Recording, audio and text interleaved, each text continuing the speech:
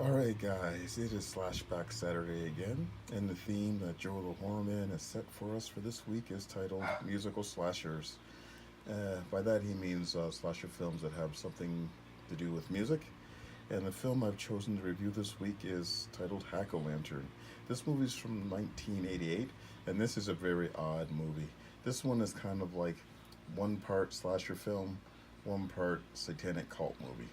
And essentially, this movie is about a widowed woman and her three children and her father.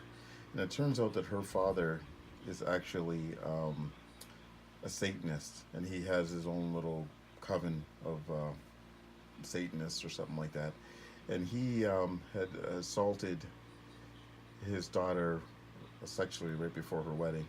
So essentially, her first child is probably her father's child, so that's her brother as well as her son.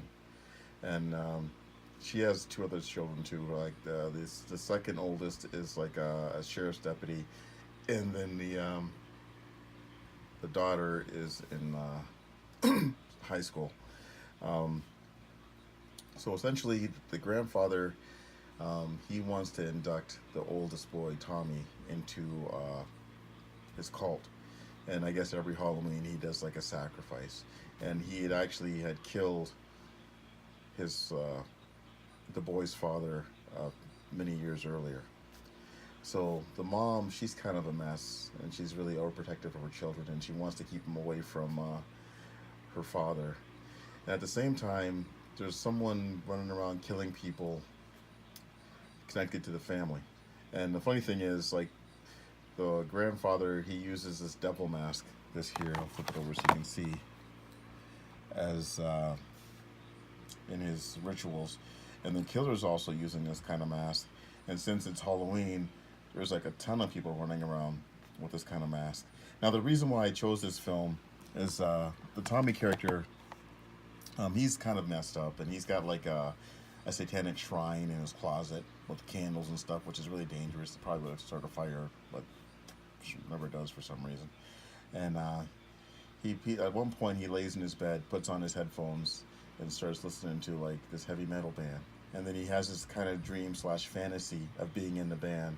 And the song is called "The Devil's Son," and it's very similar to the Motley Crue title "Shut Up the Devil." It's very similar, and it's actually, this cover here has a scene from that sequence. And it's funny because he's having this dream fantasy, and he's in the band, but he's not the lead singer. The lead singer is a female. So I'm thinking, like, this must have been some kind of band or something, or the lead actor probably couldn't sing. So they said, well, we'll put you up there, like, you know, but you really should be the one singing. And then this demon girl shows up, and that's her there. And then she zaps the band, and then she does something to the Tommy character, and he kind of wakes up because he kind of feels it. It's a really odd scene, but it's probably my favorite scene in the movie. This is such a weird film.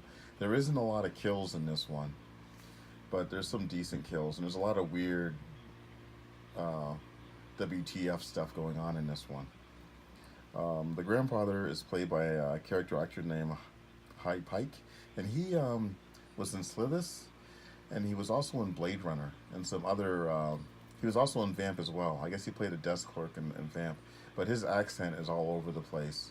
Like, it's the southern drawl changes at least 3 times during the movie, which is really amusing. And he's such a weird actor. But I really did enjoy this one a lot. It's a great, so bad it's good kind of movie. Especially for the heavy metal music video sequence right in the middle of it, out of nowhere. Alright guys, that's my review for Hack-O-Lantern. And as always, I'll be putting a link to Joe's review for the week in the description box. Thanks for watching guys, and I'll talk to you all next time.